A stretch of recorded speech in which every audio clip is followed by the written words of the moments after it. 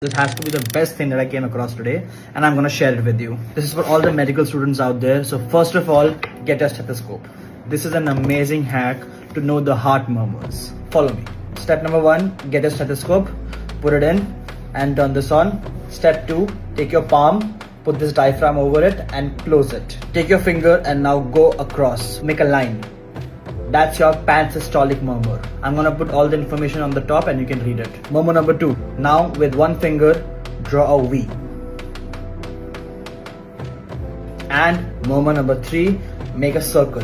That's the continuous machinery murmur.